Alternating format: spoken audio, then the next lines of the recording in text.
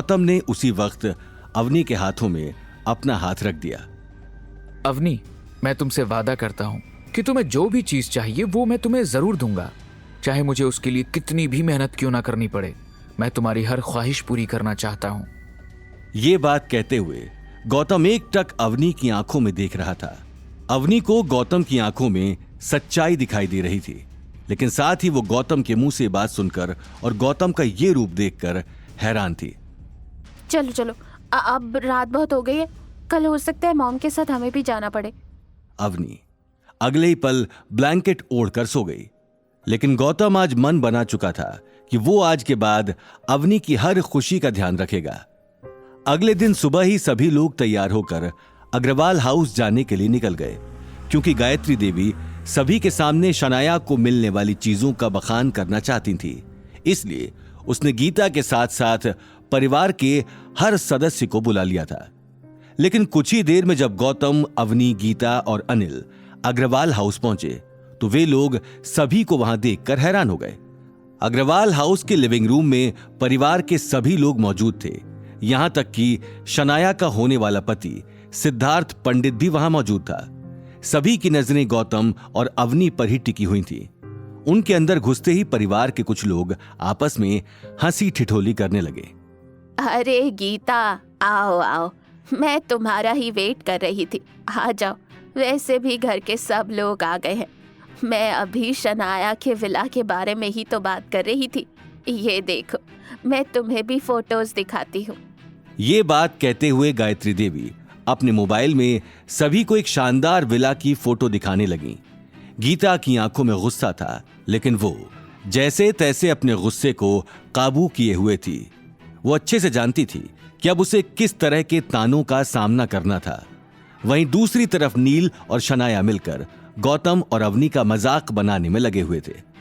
भाई, इस आदमी को तो पता है कि यहां इसकी बेइज्जती ही होने वाली है, लेकिन फिर भी ये मुंह उठाकर आ जाता है। आखिर चाहता क्या है?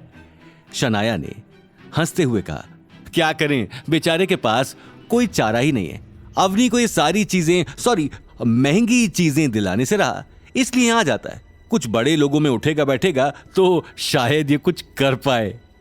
नील ने हंसते हुए जवाब दिया, लेकिन ये बात कहते हुए उसे कल की ऑक्शन वाली बात याद आ गई। आखिर कुछ तो है जो ये आदमी छुपा रहा है। मैं इसे इतनी आसानी से छोड़ूंगा नहीं। आज इस आदमी का वो हाल करूंगा कि कभी मेरे सामने मुंह उठाकर भी बात नहीं कर पाएगा। नील ने मन ही मन कहा और सिद्धार्थ के पास चला गया। वहीं रिया भी अवनी और गौतम को ही देख रही थी। उसे कहीं ना कहीं गौतम के बारे में जानने में दिलचस्पी जाग चुकी थी, लेकिन गायत्री देवी अपने काम में लगी थी।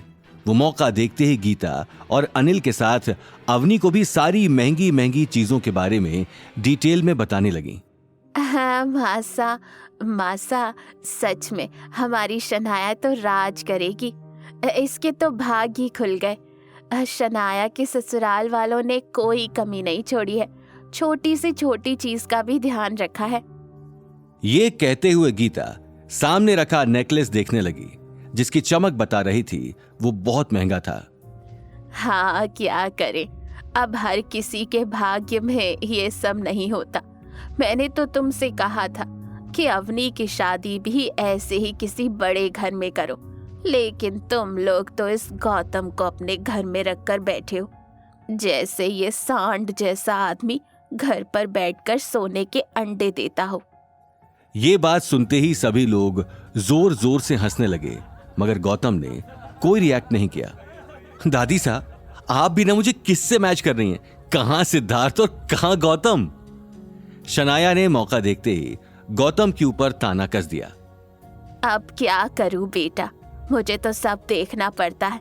अच्छा, ये सब छोड़ो, वो नेकलेस तो दिखाओ जो तुम्हें रिसेप्शन में पहनने के लिए मिला है, और वो साड़ी भी जो तुम्हें फेरों में पहनने के लिए मिली है।